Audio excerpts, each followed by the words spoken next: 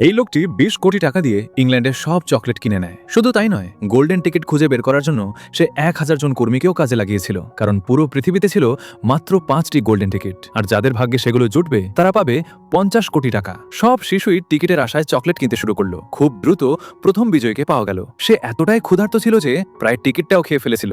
দ্বিতীয় বিজয়ী ছিল এক ধনী পরিবারের, তৃতীয় জন ছিল চুইংগাম খাওয়ার পাগল, আর চতুর্থ জন সারাদিন ভিডিও গেম খেলত। এখন বাকি ছিল মাত্র একটি শেষ গোল্ডেন টিকিট। অন্যদিকে চার্লি নামে এক ছেলেকে দেখা যায়। তার পরিবার ছিল খুবই গরিব, আর তারা একটি ভাঙাচোরা বাড়িতে থাকত।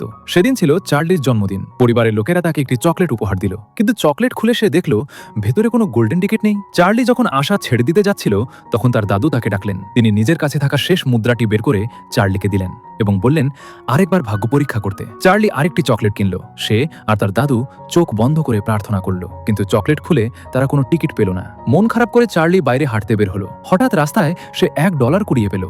শেষ আশাটুকু নিয়ে সে আরেকটি চকলেট কিনল, আর এবার চকলেট খুলতেই ভেতরে ছিল সেই শেষ গোল্ডেন টিকিট। এখন তারা 5 জন পাবে সেই 50 কোটি টাকা। ভিডিও ভালো লাগলে একটি লাইক এবং সাবস্ক্রাইব করে দিন।